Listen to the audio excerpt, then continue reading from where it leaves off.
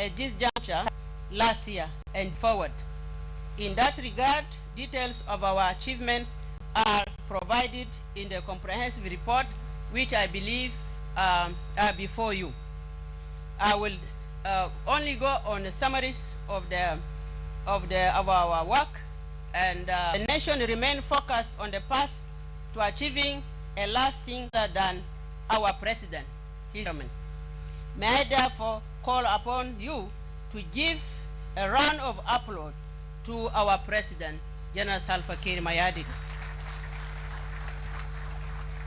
I am glad to inform you that throughout its last session, President Salva Kiir Mayardit stood firmly with the national legislature.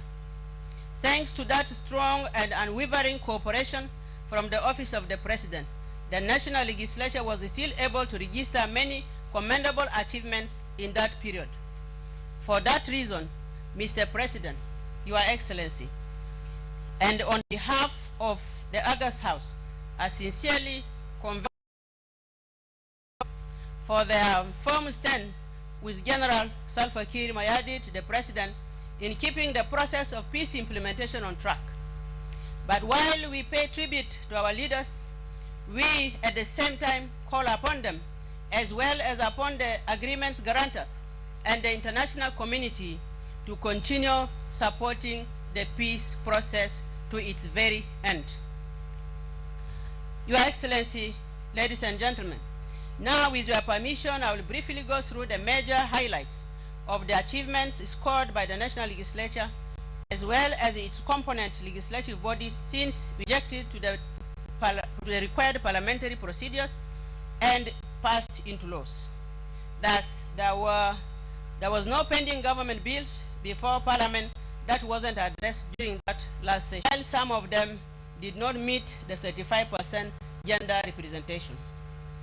Notably, the deputy speakers, chief whips, and the chairpersons and deputy chairpersons of specialized committees, without ratified conventions, upgraded, summons, urgent matters, policies of ministry passed, parliamentary regulations operationalized, capacity building workshop conducted, committee meetings conducted, office orders issued by the Speaker, and parliamentary missions in the region and beyond.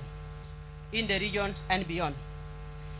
areas of parliamentary diplomacy and the regional and international involvement, the following achievements were made. In the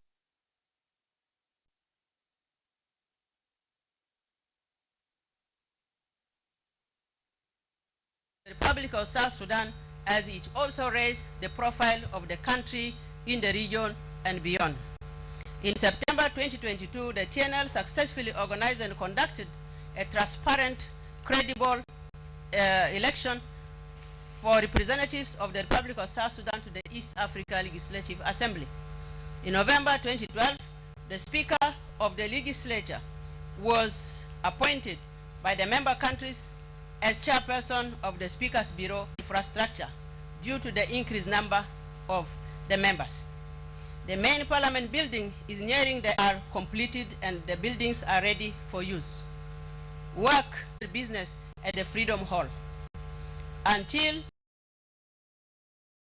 members, honorable MPs improvements in their respective nominations as well.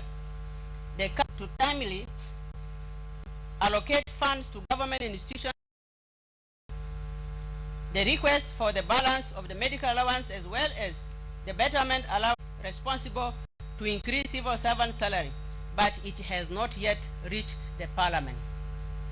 Once this is tabled by the Ministry of Public Service before the Parliament, I can assure everyone that a similar form of this indicate that Parliament accompany most tasks, especially those needed, nationalism, spirit, and dedication, and hard work. Their collective, dedicated efforts made us achieve what we did.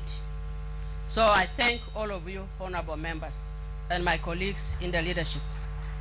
In carrying out our duties, we always had to abide by the laws and regulations that govern conduct of business in Parliament.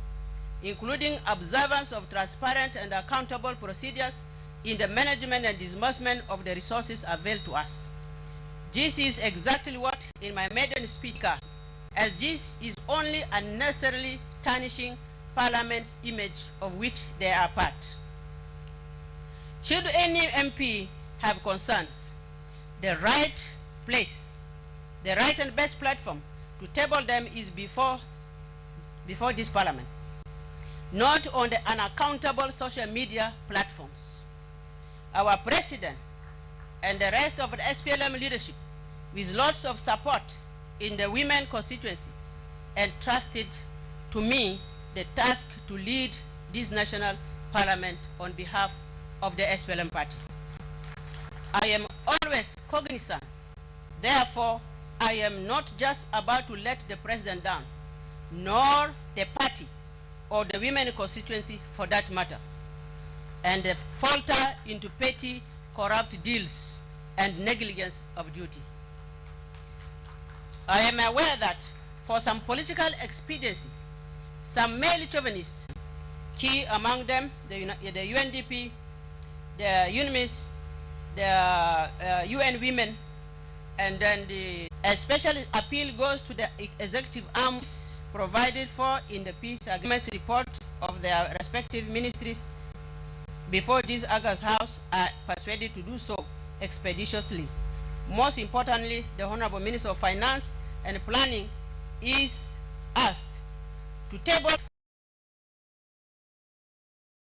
our government and the national legislature during the previous session. This kind of cooperation is very important. Without it, it would have been difficult for us to achieve what we have reported. On behalf of the leadership and the entire membership of the Assembly, therefore, I pledge that we will continue to nurture a smooth line of communication and cooperation